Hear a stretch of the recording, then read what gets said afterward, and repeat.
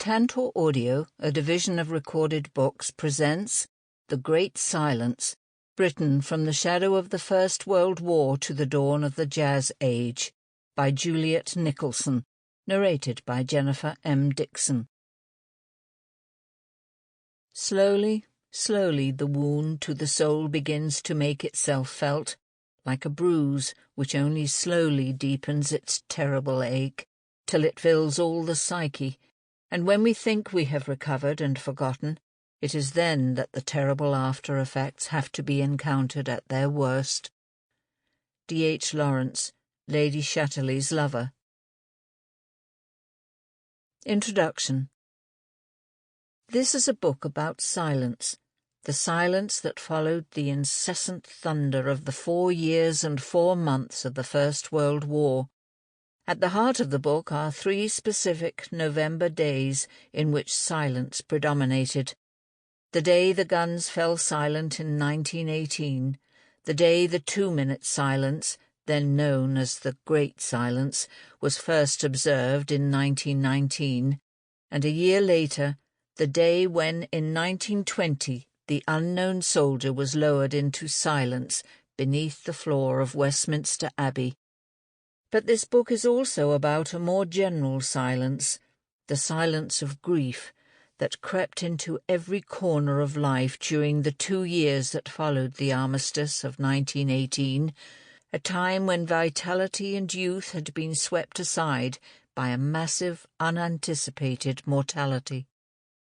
In one way, this is a book about the relief that is brought about by the absence of noise. Silence as balm, as a time for reflection and contemplation. But it is also about another kind of silence, the silence of isolation and fear, of the failure and the terror of attempting to articulate misery.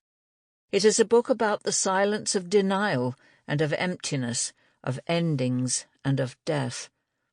Silence can bring with it a vacancy that in its turn craves the distraction of the human voice or the obscuring impact created, for example, by music. These distractions can help to stifle the terror of being abandoned to the silence of the noisy mind. Even the silence of sleep can carry with it an added dread, for sleep ends in wakefulness. And as Siegfried Sassoon said, to wake was to remember. During the summer of 1911, a record-breaking hot season, 3 years before the outbreak of war, the strength of the sun had been sufficient to bleach out the pattern of purple pansies on newly married Ethel Harrison's dress. Already social fragmentation had started to make itself felt in a peacetime society that on the surface seemed ordered and secure. Women, trade unionists, both Houses of Parliament, the servant class, the poor and the rich were all either seeking or resisting change. Some said that the 20th century did not begin until 1914, that the extended Edwardian idyll had lulled the English into a sense that not only was everything all right with the world, but that it always would be. In fact, the structure of society had been shifting, sometimes imperceptibly and sometimes, as the reign of George V got under way in 1910, with some drama. The suffragette movement had become increasingly volatile and disturbing. The force-feeding of imprisoned women, whose crime had been to fight for votes for the unrepresented half of society, had become more prevalent. Stones were thrown through windows of municipal buildings across the land. One suffragette tried to push the Home Secretary, Winston Churchill, beneath a moving train, and in June 1913 the campaign for the voice of women to be heard in the democratic process resulted in tragedy.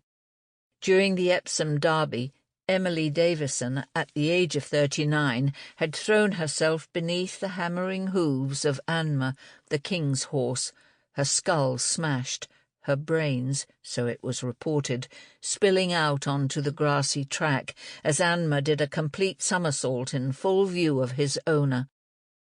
Just over 6 years later, women would be voting, and one of them, an American divorcee, would be representing a constituency in Parliament. The outbreak of war had brought with it a healing unity.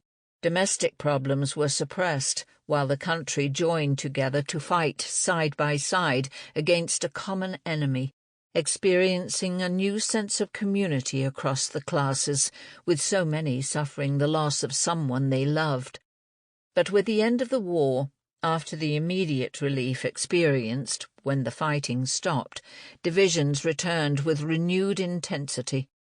In moments of honesty, many questioned whether the golden summers of the pre-war world had been as golden as memory willed them to be, or whether instead they had been the mere product of hindsight. Social discontent returned, and in louder voice. Now, too, a series of new divides had developed, between the men who had gone to fight and the women who had been left behind to manage family life, between those too young to have absorbed the real lasting impact of what had happened and those who would never get over it, the gulf between those who had experienced the closest thing to hell on earth and those who had only glimpsed it was to prove almost impossible to close. There were, of course, those for whom the war changed things for the better, in particular women, who won the right to vote immediately the war ended, though the right was still restricted to those over the age of 30 and conditional on owning a house or being married to someone who owned a house. But women's expectations had changed. 70 years before the Armistice, a columnist in the London Journal had written that a delicate reserve, a rosy diffidence, and a sweetly chastened deportment are precisely the qualities in a woman that mostly win upon the affections of men. It had taken war and the death of millions to bring about change, although some women, mostly of the older generation, hoped that the natural order of things would be restored. Exhausted by the effort of running the whole family show at home, they longed for the men to return and take charge. Servants like Arthur Atkins, an under-chauffeur with no prospects, returned from the war determined not to resume his servile duties. Unemployment ran through society with a devastation similar to the 1918 flu epidemic, destroying lives as it spread. Not only had 4 million men returned from the Army and Navy looking for work, but a further 3 million munition workers were now without jobs. Means test committees, presided over by fat women cuddling even fatter Pekingese, talked about the national necessity for tightening belts. Unemployment meant poverty, and an estimated 11% of the population was considered to be living under such circumstances. Poverty meant misery. Nor were other sections of society immune to the taxes and the economic consequences of the conflict. Financial ruin had affected the fortunes of many of the richest members of the aristocracy. But the class system survived the war in large part intact, although some men retained a sense of equality because of shared experiences between servant and master, aristocrat and postman. Women had no such exposure to the breakdown of tradition. As the writer Barbara Cartland, then a young woman from the gentry and on the brink of coming out, explained, "We live in manless homes. We were brought up by women, and Edwardian women at that.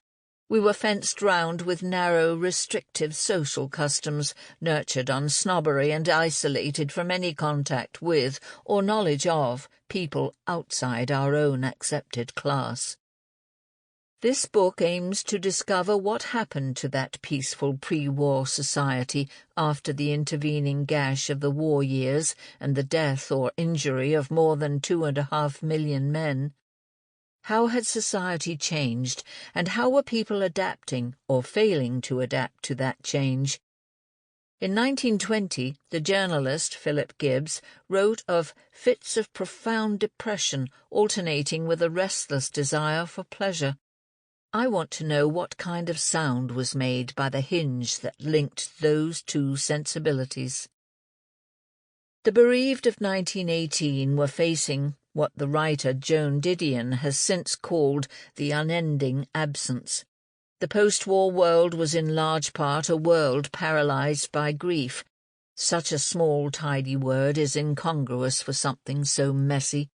Grief is an iceberg of a word, concealing beneath its innocent simplicity a dangerous mass of confusion and rage.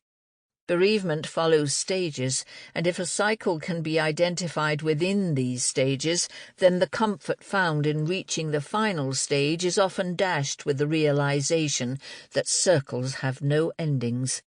The cyclical sequence of emotions said to be followed by a person in mourning can, in practice, be inconsistent and irregular, each part failing to fall into its proper place. Emotional effects can include, at first, shock, disbelief and denial, followed by guilt, self-reproach. Rudyard Kipling never forgave himself for the encouragement he gave and the strings he pulled to get his short-sighted son John sent to the battle that would kill him. Loneliness, hopelessness, relief, and the guilt involved in that process, numbness and yearning. Disbelief, hope, and denial sometimes jostle one another for preeminent position. After the Great War, in Barbara Cartland's words, an atmosphere of gloom, misery, and deep, unrelenting mourning settled on practically every house in the British Isles. Former occasions of remembrance designed to comfort often produced the reverse effect. Private anniversaries of the day someone was reported missing, the day a final telegram was delivered, wedding days and the day you last saw them, all prompted memories so similar to the moment of actual loss that the healing cycle was derailed. In 1917, in Mourning and Melancholia, Freud was emphatic about the flaw in the assumption that grief would be overcome after a certain lapse of time. After the shock of the impact of the news has softened, grief can be like standing with your back to the sea. Sometimes a warning rumble gathers momentum in the form of an approaching birthday or Christmas, bringing with it the fear of remembered happiness. On other days, the approaching wall of water can appear without any warning at all. On the calmest, most settled sort of day, there is no predicting when a rogue wave in the shape of a snatch of music, a familiar phrase, even a shared joke, might suddenly roll in and threaten to topple you. Bereavement can have profound effects on the body, including exhaustion, uncontrollable crying, troubled sleep, palpitations, shortness of breath, headaches, recurrent infections, high blood pressure, loss of appetite, stomach upsets, hair loss, disruption of the menstrual cycle, irritability and visual and auditory hallucinations. The bereaved may turn to alcohol or drugs for the relief and numbing of suffering. All of these symptoms can occur even with the often cathartic experience of a funeral. But there were no bodies to bury during the Great War. A decision had been taken in 1915 that no corpses of either officers or soldiers would be brought back from the front. There were simply too many for the authorities to be able to manage such a task. There was another reason, too. Many of the bodies were unidentifiable, being so badly mutilated, although this detail was not often made explicit. The dead remained abandoned, drowned in the liquid mud into which they had slipped or been trampled, and were buried abroad either in the very place where they had lost their lives or in vast cemeteries, what Rudyard Kipling called a Dead Sea of Arrested Lives, set up by the Imperial War Graves Commission. Lack of evidence gave rise to an inability to believe in death. Etty Desborough lost 2 sons in the war. The first, Julian, had been wounded and took 2 weeks to die, his mother at his hospital bedside throughout. The younger son, Billy, was killed among hundreds of others in a military charge, his body never identified, buried among his fellow men and never again seen by his mother. She confided to her friend, Cynthia Asquith, that she had found the complete sudden disappearance of Billy harder to bear than the long, loving farewell to Julian. Before the war, people had tended to die in the place where they had spent their lives, surrounded by the people they had loved and the things they had known. A shopkeeper would live out his last days in the back of his shop, customers coming in to pay their respects, but also to buy the things they needed for their tea. Life went on. There was something valuable in this way of dying at home, a comfort not only for the dying themselves, but also for those who loved them. Death, as with birth, formed an integral part of living, and burial and the ceremonial that went with it was a fundamental part of that process. A promotional film made by the Cremation Society, called The Great Purifier, advocating a cleaner, ecologically sound alternative to burial, had failed to attract many supporters to the cause. After news had got out in 1879 about the experimental cremation of a horse in the country's first cremation oven in Woking, the procedure had seemed doomed never to become established. The public distress caused by the disposal of the horse in such a manner resulted in the Home Secretary's threat to prosecute Sir Henry Thompson, surgeon and president of the Cremation Society of England. The burning of a body, human or animal, was widely perceived by Christians to interfere with or even destroy all hope of resurrection, and although cremation was made legal in 1902, by 1918 only 0.3% of the population chose to take up that option. By the end of the war, the absence of funerals and the strain of maintaining hope had exhausted the nation. The English habit of managing difficult feelings was to suppress rather than discuss them, as if by remaining silent the feelings would disappear. The bereaved feared to pass on their grief to those already burdened by grief themselves, and friendship and intimacy suffered as a result. Before the war, a young designer, Cecil Beaton, had noticed that women were more hysterical.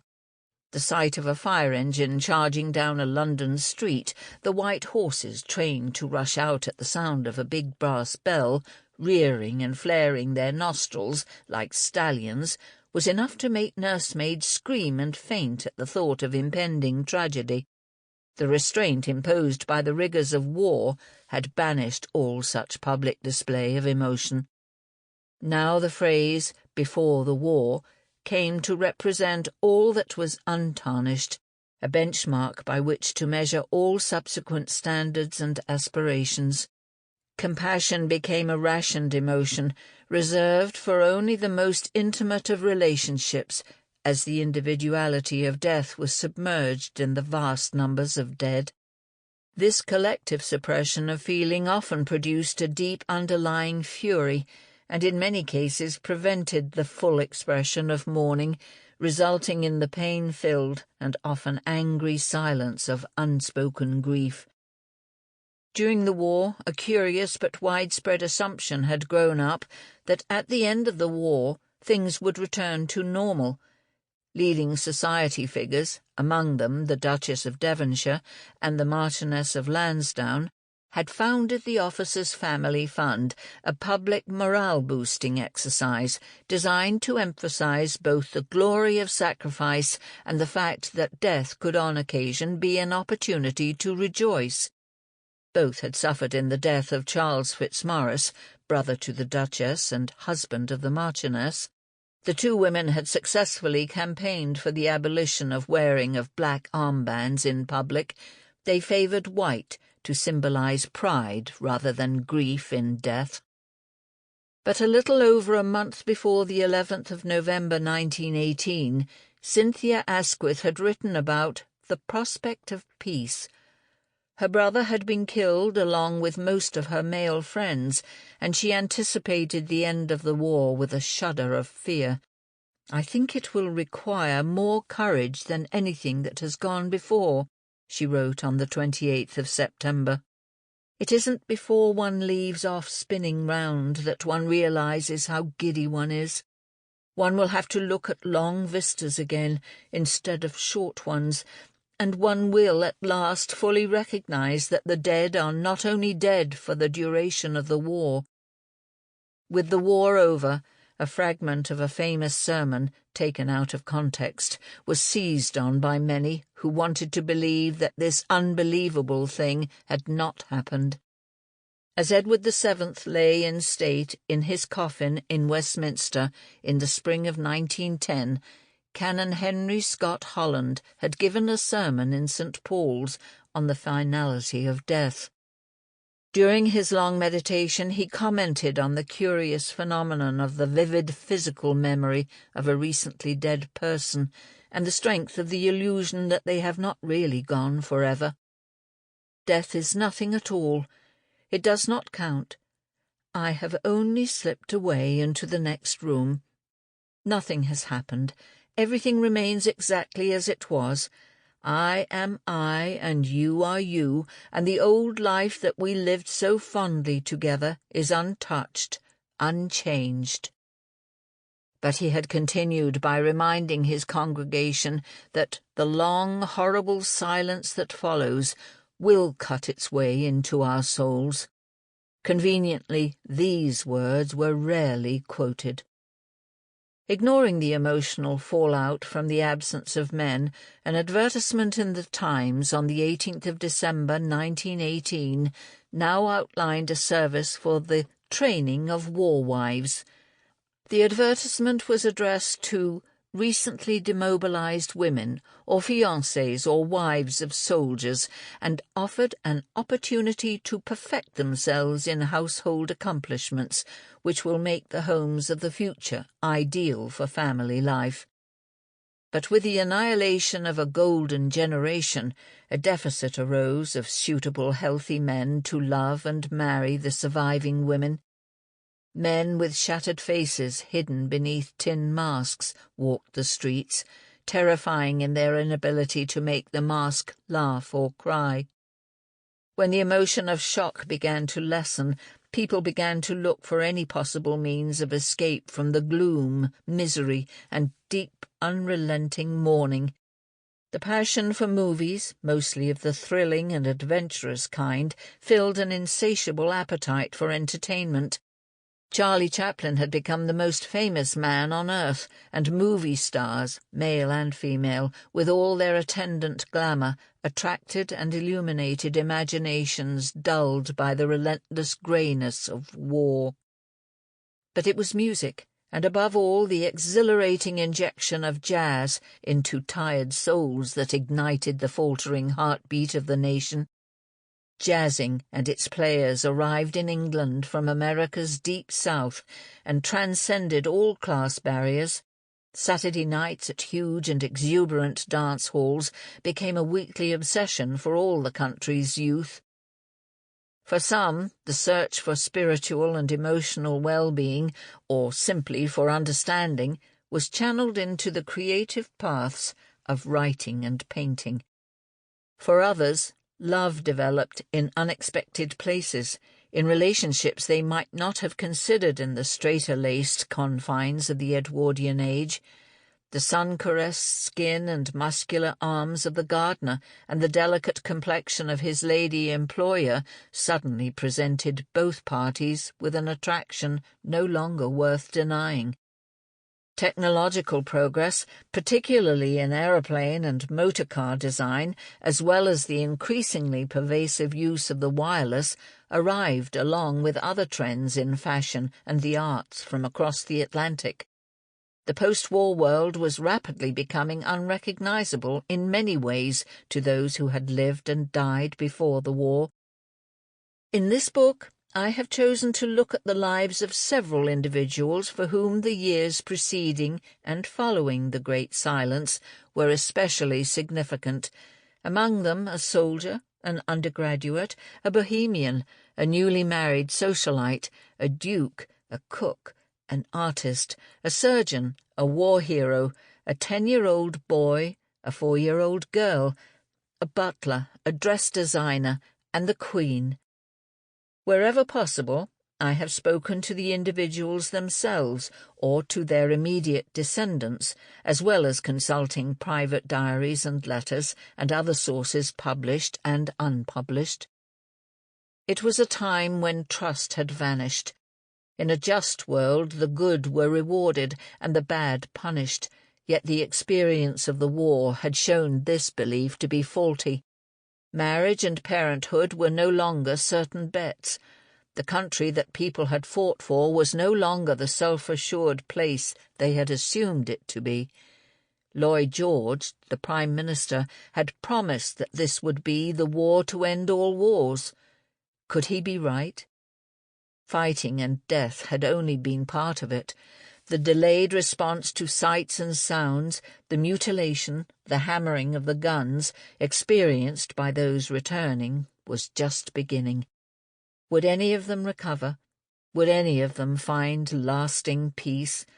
Would a healing silence ever come to them as they lay awake at night, trying to forget? This is a book about the pause that followed the cataclysm, the interval between the falling silence of the guns and the roaring of the 1920s.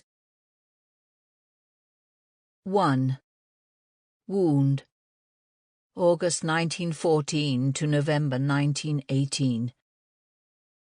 Arthur Tommy Atkins had been the under-chauffeur for the Marquis de Sovaral, the rather rakish but hugely popular Portuguese ambassador to the court of St. James. The Marquis, nicknamed the Blue Monkey for the 6 o'clock shadow permanently visible on his swarthy chin, and also for his naughty, though delightful way with the ladies, had been a close friend of Edward VII, and had maintained this intimacy with Edward's successor, George V. The embassy Rolls-Royce was often to be seen waiting for its official occupant in the forecourt at Sandringham, and the driver and his deputy felt themselves to be hovering on the brink of a comfortable lifetime, serving the great and good of the land. Then war was declared. Tommy had since his school days fancied himself as something of a linguist, and signed up with the London Irish Rifles to see a bit of the world. At the age of 22, he had hoped, perhaps, to visit Paris. Well, that's what they call it over there, he would explain, and to find a bit of ooh-la-la. He had longed for adventure, his chauffeuring duties confined to keeping the Marquis's Rolls-Royce in shining order and to prodding his boss, the elderly chauffeur, into staying awake at the wheel. Tommy's dream was to learn to drive, but he had never dared ask for a lesson, after once getting caught taking the gleaming machine out for a sneaky illicit run. Everyone called Tommy by his middle name because the combination of the two, Tommy and Atkins, had been the army nickname for British soldiers for over 150 years. There was even a Victorian music hall song with a chorus that went, "Tommy, Tommy Atkins, you're a good 'un heart and hand. You're a credit to your calling and to all your native land. May your luck be never failing. May your love be ever true. God bless you, Tommy Atkins. Here's your country's love to you."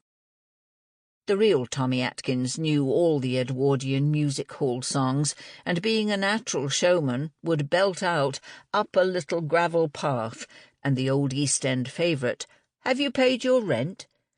Tommy hoped that his feet would stand the trials of war. They were rather flat, and to his secret shame he had developed a large bunion on each big toe. He thought the bony swellings might be hereditary, and hoped that if he was lucky enough to have children one day, he would not pass on the lumpy tendency.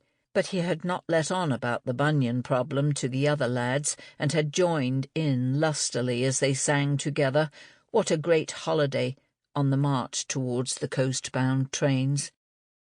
A sudden overwhelming love for England and an accompanying duty to defend it propelled these young men into France and beyond.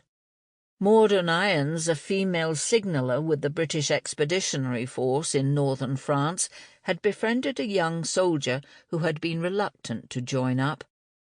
"I'm willing to lend a hand in this war business," he confided to Maud, "but when it comes to a change of career, it's off.